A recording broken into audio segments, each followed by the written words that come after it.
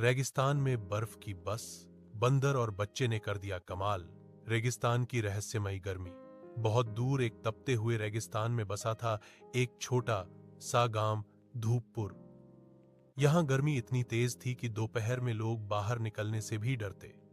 गांव के बच्चे कभी बर्फ नहीं देख पाए थे। उनके लिए बर्फ सिर्फ किताबों और कहानियों में थी। इन्हीं बच्चों में एक था चीकू, एक नटखट लेकिन समझदार बच्चा जिसे नई चीजें जानने और सीखने का बहुत शौक था। चीकू हर दिन एक नई किताब पढ़ता और अपनी दादी से ढेरों सवाल करता। एक दिन जब वो बर्फ के बारे में पढ़ रहा था तो उसने बड़े ही उदास मन से कहा, काश मैं भी एक दिन बर्फ को छू पाऊं। वहीं पास के एक आम के पेड़ पर रहता था मोंटू, एक चालाक, बातूनी और मजेदार बंदर। मोंटू चीकू की बातें हमेशा छुपकर सुनता और फिर अपनी नकल उतारता। लेकिन इस बार मोंटू चुप नहीं रहा। वो एक टहनी से झूलता हुआ नीचे आया और बोला, अगर तू सच में बर्फ देखना चाहता है तो मेरे साथ चल, मैं तुझे वहां ले जा सकता हूं। चीकू पहले तो चौंका, फिर बोला, सच? लेकिन यहां से बर्फीले पहाड़ बहुत दूर हैं। मोंटू मुस्कुराया, हाँ, लेकिन हम एक जादुई बस में जाएंगे जो रेगिस्तान में बर्फ बना सकती है। चीकू की आंखें चमक उठीं, पर वो बस कहां है?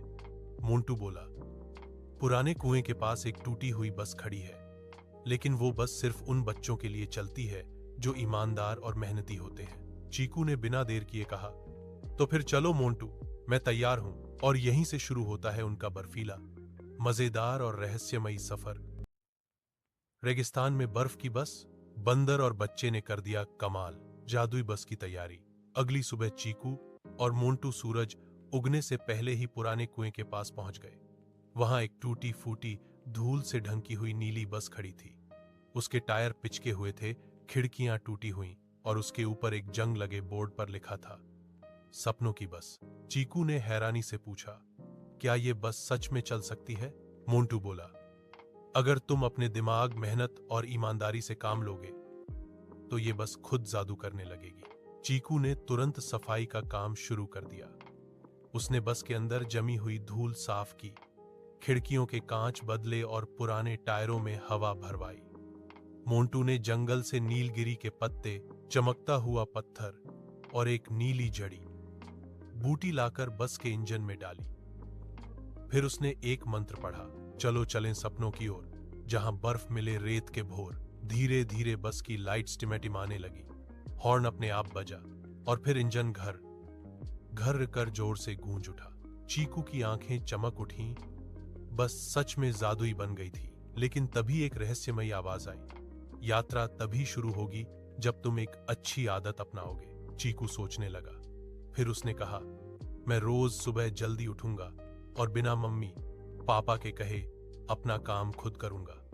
बस ने जोर से हॉर्न बजाया, पों पों, और धूप से तपते रेगिस्तान में एक ठंडी हवा का झोंका आया। बस ने धीरे धीरे चलना शुरू किया। मोंटू ने सीट पर छलांग लगाई और चीकू मुस्कुराते हुए बोला, चलो बर्फ की ओर। बर्फ का दरवाजा और ठंडी गुफा। जैसे जैसे जादुई बस रेगिस्तान में आगे बढ़ने लगी, रास्ता बदलने लगा। रेत की गर्म लहरों की जगह अब ठंडी हवा बहने लगी थी। चीकू ने खिड़की से बाहर देखा, रेत पर बर्फ की पतली चादर जमने लगी थी। मोंटू ने कहा, यह कोई साधारण रास्ता नहीं है, हम अब जादुई जोन में हैं। कुछ ही देर में सामने एक सफेद पहाड़ी दिखाई दी, लेकिन जैसे ही बस करीब पहुंची, वह पहाड़ी पिघलने लगी और उसके बीचों बीच एक चमकता हुआ दरवाजा नजर आया। दरवाजा पूरी तरह से बर्फ का बना हुआ था। चीकू और मोंटू ने जैसे ही बस से उतरकर दरवाजा छुआ, दरवाजा खुद ब खुद खुल गया और उनके सामने आई एक लंबी, ठंडी, नीली गुफा। दीवारों पर चमकते क्रिस्टल थे और हर तरफ से ठंडी रोशनी निकल रही थी।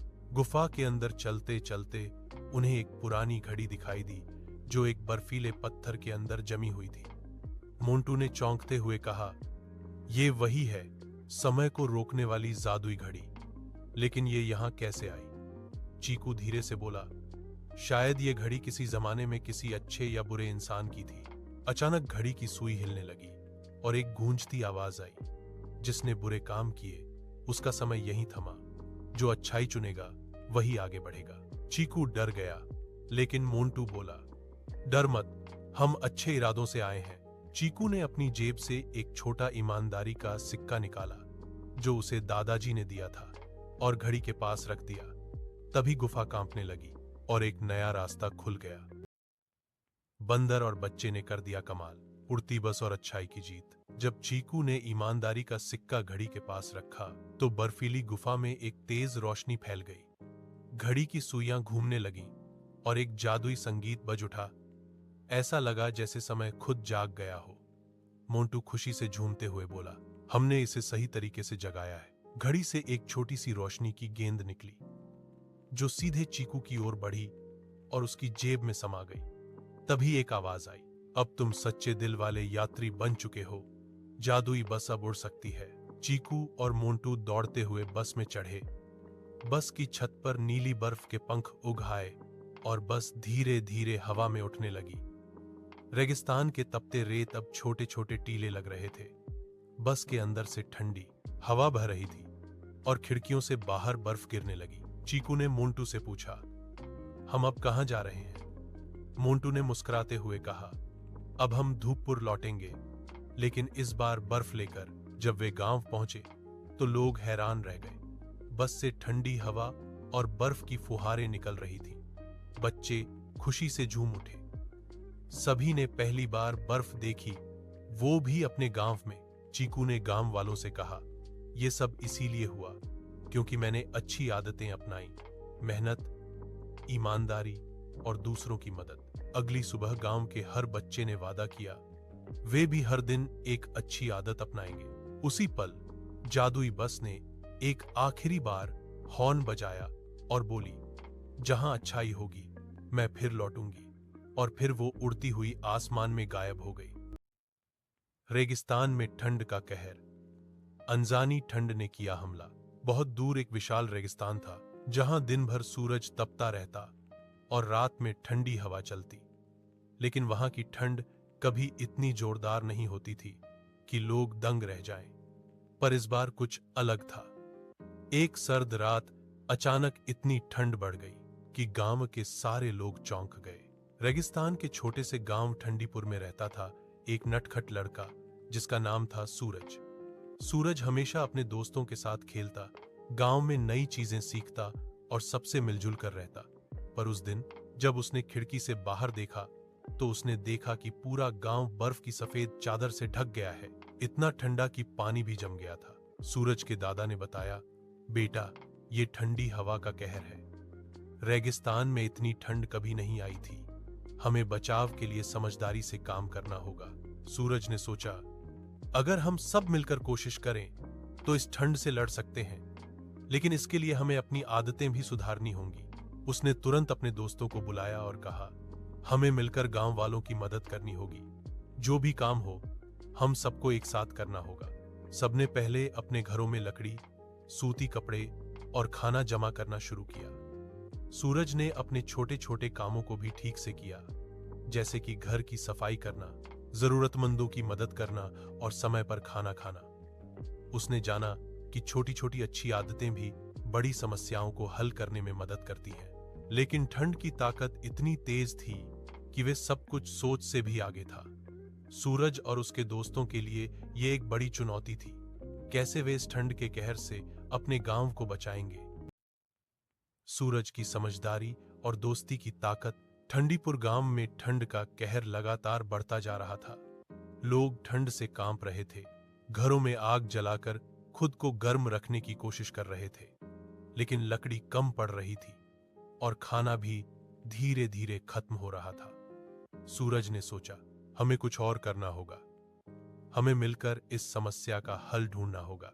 सूरज ने अपने दोस्तों को इकट्ठा किया और बोला, अगर हम अकेले रहेंगे तो मुश्किल बढ़ेगी, लेकिन अगर हम साथ मिलकर काम करें तो सब ठीक हो सकता है। उन्होंने सबसे पहले सोचा कि वे गांव के बाहर जाकर लकड़ी और सूती कपड़े जुटाएंगे। सूरज ने कहा, हमें धैर्य रखना होगा और अपने छोटे छोटे कामों को पूरी ईमानदारी से करना होगा। सूरज और उसके दोस्तों ने तय किया कि वे हर दिन कुछ नया काम करेंगे। कुछ बच्चे बाहर जाकर लकड़ी लाते तो कुछ लोग बूढ़ों और बच्चों की देखभाल करते। सूरज ने अपने घर में भी सफाई और व्यवस्था की ताकि ठंड से बचने के लिए जगह साफ और सुरक्षित रहे। एक दिन सूरज को अचानक याद आया कि गांव के पास एक पुराना खंडहर है जहां शायद अभी भी छत से बारिश का पानी जमा हो। उन्होंने सोचा कि उस पानी को इकट्ठा करके पीने के लिए रखा जा सकता है। सूरज और उसके दोस्तों ने मिलकर खंडहर की सफाई की और पानी जमा करने के लिए छोटे छोटे डिब्बे बनाए। इस काम में सभी ने मिलकर मेहनत की। धैर्य और मेहनत की वजह से उनकी मदद से गांव में पानी की समस्या थोड़ी कम हो गई। सूरज ने सबको समझाया, जब हम अच्छे इरादों से काम करते हैं और साथ मिलकर कोशिश करते हैं तो कोई भी मुश्किल हमें हरा नहीं सकती। लेकिन ठंड अभी भी खत्म नहीं हुई थी। सूरज और दोस्तों के लिए असली परीक्षा अभी बाकी थी। रेगिस्तान में ठंड का कहर, नई खोज और उम्मीद की किरण। ठंडीपुर में ठंड बढ़ती जा रही थी। सूरज और उसके दोस्त पूरी मेहनत से काम कर रहे थे, पर ठंड की सर्द हवाओं ने गांव को बिल्कुल बदल कर रख दिया था। कई पेड़ सूख गए और खेत बर्फ की सफेद चादर में दब गए। गांव के लोग घुट घुट कर जी रहे थे। एक दिन सूरज ने देखा कि गांव के पास एक पुराना कुआं है जो लंबे समय से सूखा पड़ा था, लेकिन उस कुएं के नीचे जमीन के अंदर कहीं पानी जरूर होगा। सूरज ने अपने दोस्तों से कहा, हम इस कुएं को साफ करके पानी निकाल सकते हैं। इससे हम सबकी प्यास बुझेगी। सभी ने मिलकर कुएं की सफाई शुरू की। यह काम आसान नहीं था। कुएं में गंदगी और मिट्टी भरी हुई थी। सूरज ने कहा, हमें धैर्य और मेहनत से काम लेना होगा। जल्दी हार मान लेना ठीक नहीं है। कुछ दिन की मेहनत के बाद कुएं से साफ पानी निकलने लगा। पूरे गांव में खुशी की लहर दौड़ गई। सबने मिलकर उस पानी का ध्यान रखा और सहेजा। सूरज ने समझाया, अगर हम हर दिन अपने काम को पूरी ईमानदारी और लगन से करें तो बड़े से बड़ा काम भी आसान हो जाता है। उस दिन से गांव में फिर उम्मीद की किरण जागी। लोगों ने एक दूसरे की मदद करनी शुरू की। बूढ़े, बच्चे और जवान सब मिलकर मेहनत करने लगे। गांव में साफ सफाई भी बढ़ी और खाने पीने का सामान भी संभाला गया। लेकिन सूरज जानता था कि ठंड का कहर अभी पूरी तरह खत्म नहीं हुआ है। अब उन्हें गांव को और भी सुरक्षित बनाने के लिए नई योजनाएं बनानी होंगी। क्या सूरज और उसके दोस्तों की मेहनत से ठंडीपुर फिर से खुशहाल होगा? आगे क्या होगा, ये तो आने वाले दिनों में पता चलेगा। आगे क्या होगा? ठंड से जीत और नई शुरुआत। धीरे धीरे ठंडीपुर में ठंड का कहर कम होने लगा। सूरज और उसके दोस्तों की मेहनत रंग लाई थी। गांव वाले एक दूसरे की मदद करते हुए अपने घरों को गर्म रखने लगे। लकड़ी के अलावा वे पुराने कपड़ों का भी इस्तेमाल कर खुद को ठंड से बचाने लगे। सबने मिलकर ठंड के लिए सुरक्षा के उपाय बनाए। सूरज ने कहा, हमने जो आदतें अपनाई, मेहनत, धैर्य और एक दूसरे की मदद, उन्होंने हमें इस ठंड से लड़ने में मदद की। सबने उसकी बातों को समझा और अपनी जिम्मेदारी निभाने लगे। गांव के बुजुर्गों ने भी अपने अनुभव बच्चों से बांटे और सबको सिखाया कि कैसे मिल जुलकर मुश्किलों का सामना करना चाहिए। बच्चे अब ज्यादा जिम्मेदार हो गए थे। वे जानते थे कि छोटी छोटी अच्छी आदतें बड़े बदलाव लाती हैं। एक दिन सूरज ने गांव के बच्चों के लिए एक योजना बनाई। उसने कहा, आओ हम हर रोज एक नई अच्छी आदत अपनाएं, चाहे वह साफ सफाई हो, पौधों की देखभाल हो या किसी की मदद करना। इससे हमारा गांव हमेशा स्वस्थ और खुशहाल रहेगा। सब बच्चे इस योजना से खुश हुए और रोज एक नई अच्छी आदत अपनाने लगे। इससे गांव में एक नई ऊर्जा आई। ठंडीपुर अब सिर्फ ठंड से नहीं बल्कि अच्छाई और एकता से भी चमकने लगा। सूरज और उसके दोस्त जानते थे कि कोई भी मुश्किल हमेशा नहीं रहती, बस हमें सही सोच और मेहनत से उसका सामना करना होता है। और इस तरह ठंडीपुर ने ठंड के कहर को हराकर एक नई शुरुआत की, जहां सभी ने मिलकर बेहतर जीवन बिताने का संकल्प लिया। रेगिस्तान में बर्फ का महल। रेगिस्तान में अजीब चमक। धूपगढ़ गांव के बच्चे रोज की तरह खेल रहे थे। गांव की गर्म रेत पर उनके पैर धूल उड़ाते थे और सूरज तेज चमक रहा था। लेकिन उस दिन कुछ अलग था। जैसे ही बच्चे खेल रहे थे, दूर रेगिस्तान की रेत में एक चमक दिखाई दी। वह चमक दिन के उजाले में भी नीली और ठंडी लग रही थी। अरे, वो क्या है? मोनू ने अपनी आंखें चमकाते हुए पूछा। लगता है कोई बर्फ का महल बन गया है रेगिस्तान में, झिल्ली ने मजाक में कहा। बबलू ने हंसते हुए कहा, ऐसा हो सकता है, यहां तो हमेशा गर्मी ही रहती है। लेकिन जैसे जैसे वे तीनों उस चमक की ओर बढ़े, उन्हें यकीन हो गया कि यह कोई सपना नहीं है। दूर एक बड़ा चमकता हुआ महल था जो पूरी तरह बर्फ से बना था और उसकी दीवारें सूरज की रोशनी में चमक रही थीं। मोनू ने उत्सुकता से कहा, हमें उसके पास जाकर देखना चाहिए। झिल्ली थोड़ी डरी हुई थी, लेकिन वहां जाने में तो रेत बहुत गर्म और तेज है। क्या हम सुरक्षित हैं? बबलू ने हिम्मत दिखाते हुए कहा। हम साथ हैं, कोई डर नहीं, चलो चलते हैं। तीनों दोस्तों ने हाथ पकड़कर चलना शुरू किया। रेत की गर्मी से पैर जल रहे थे, लेकिन उनकी जिज्ञासा ज्यादा थी। रास्ते में उन्होंने एक दूसरे को हंसाकर हिम्मत दी। आखिरकार जैसे जैसे वे महल के करीब पहुंचे, उसके दरवाजे धीरे धीरे खुले और एक मधुर आवाज गूंजी, स्वागत है बच्चों, अंदर आओ, तुम्हारा इंतजार था। तीनों ने एक दूसरे को देखा, फिर एक साथ महल के अंदर कदम रखा। महल के अंदर का रहस्य। महल के अंदर कदम रखते ही मोनू, झिल्ली और बबलू को लगा जैसे वे किसी जादुई दुनिया में आ गए हों।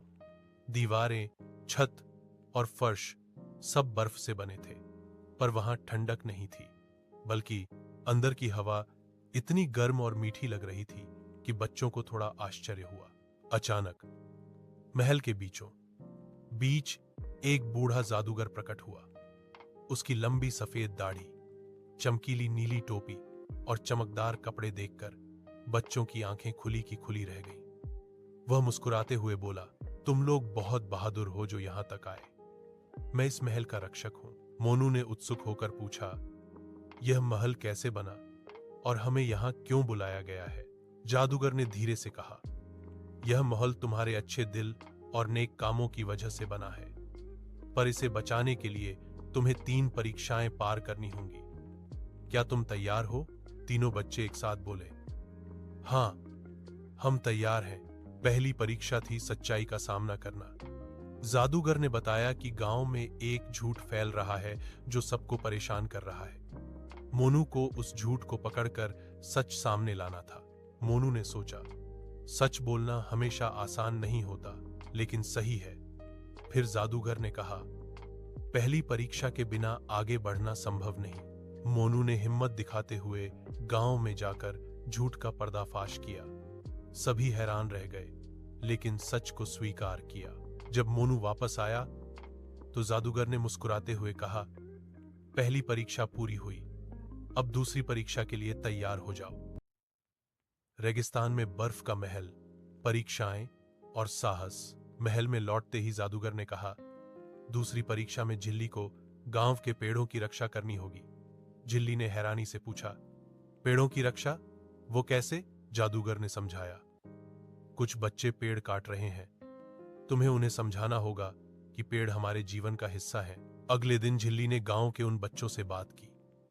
शुरुआत में वे नहीं माने, लेकिन झिल्ली ने प्यार से समझाया, पेड़ हमें ताजी हवा देते हैं, छांव देते हैं और जानवरों का घर है। अगर पेड़ खत्म हो गए तो हम सबको परेशानी होगी। धीरे धीरे बच्चे समझ गए और पेड़ काटना बंद कर दिया। झिल्ली खुश हुई। वह महल में लौटकर बोली, मैंने अपनी परीक्षा पूरी कर ली। जादूगर ने मुस्कुराते हुए कहा, बहुत अच्छा। अब तीसरी परीक्षा बबलू की है। तीसरी परीक्षा थी डर का सामना करना। बबलू को एक अंधेरे कमरे में जाना था जहां उसे डर लग रहा था। उस कमरे में एक छोटा खरगोश फंसा था जिसे बचाना था। बबलू ने डरते डरते कहा, मैं जा सकता हूं, मुझे डर लगता है, लेकिन मैं कोशिश करूंगा। वह कमरे में गया और धीरे धीरे अपने डर पर काबू पाया। उसने खरगोश को देखा और सावधानी से उसे बाहर निकाला। जैसे ही उसने खरगोश को बचाया, बबलू की हिम्मत और बढ़ गई।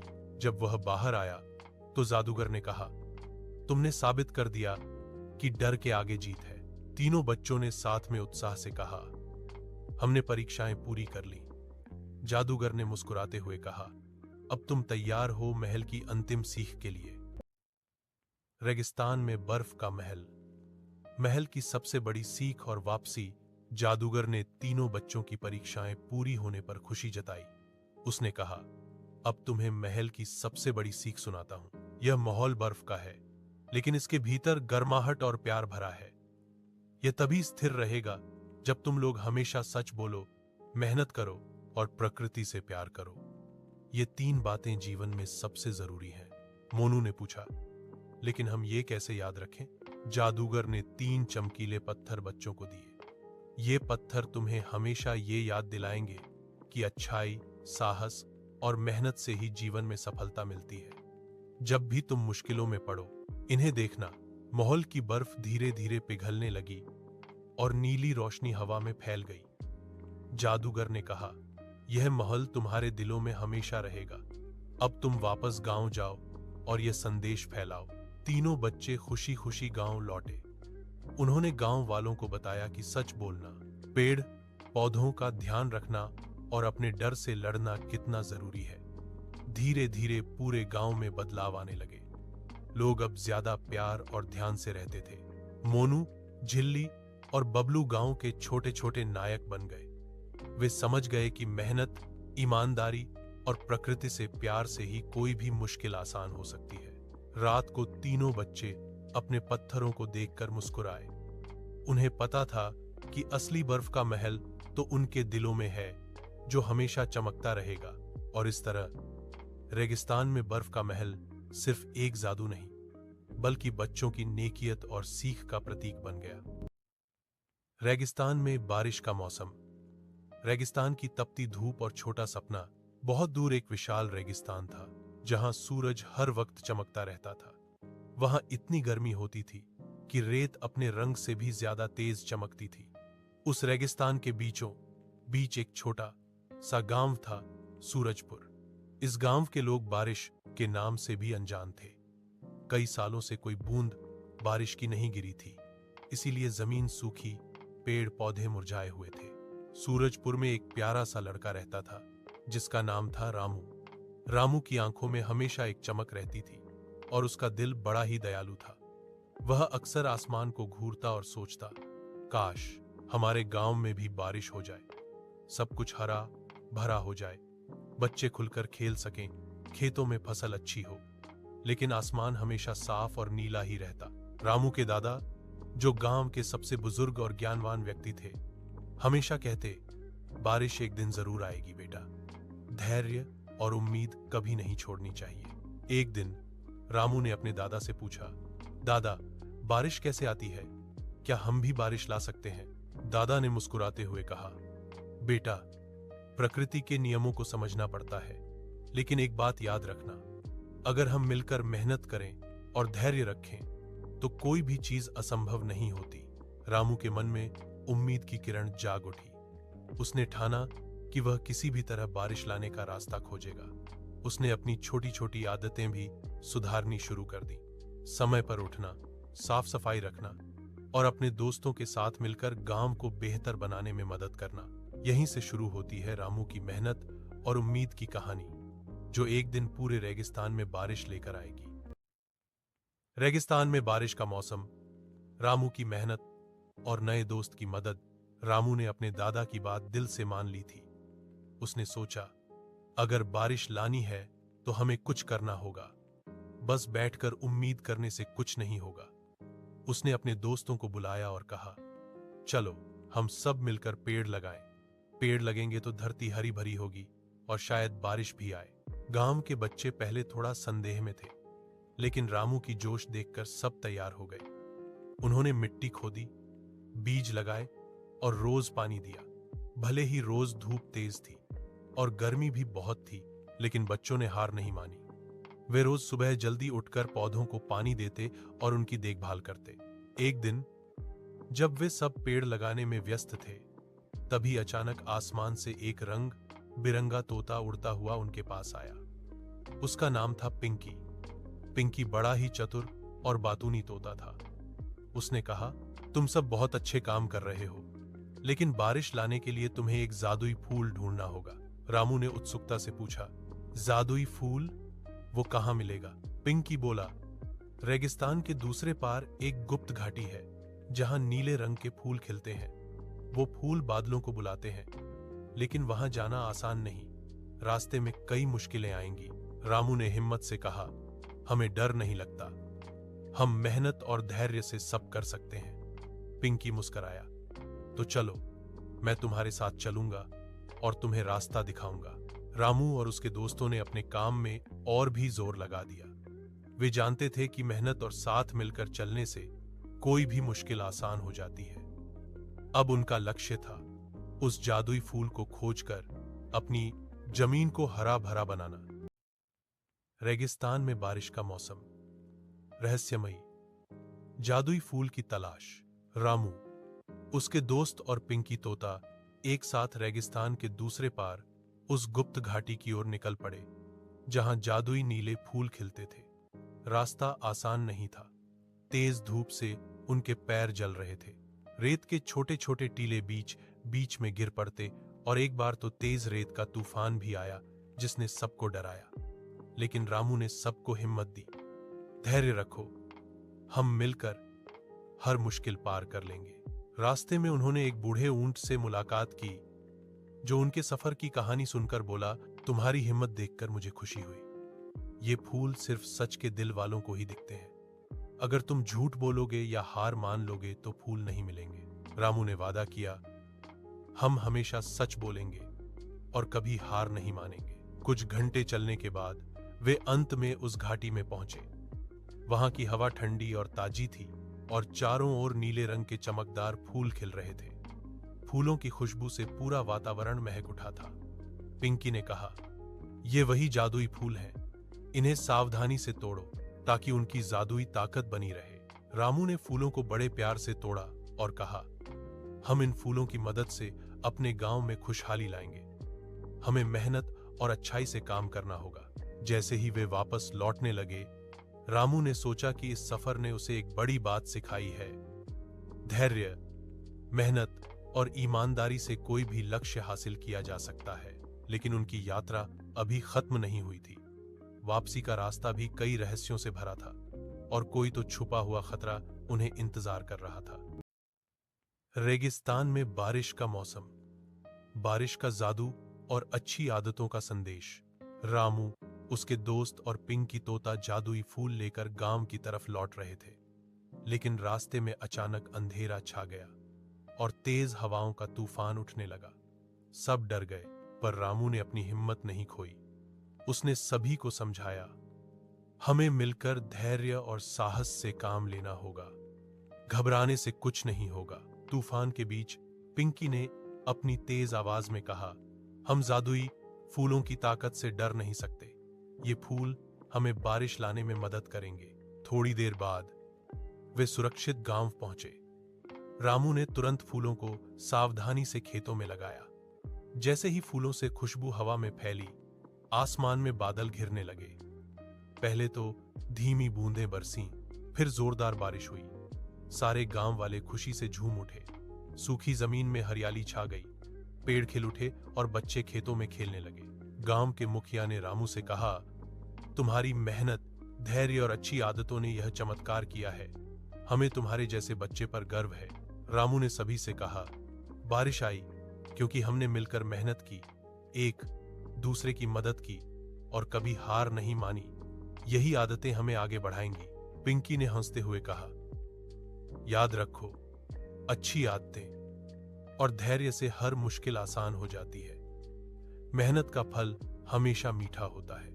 उस दिन से सूरजपुर गांव में हर साल बारिश होने लगी। लोग अब जानते थे कि केवल उम्मीद नहीं, बल्कि मेहनत और सही आदतें भी जरूरी हैं। और इस तरह रेगिस्तान में बारिश का मौसम आया, जो एक छोटे से लड़के के अच्छे कर्मों और दृढ़ निश्चय का नतीजा था।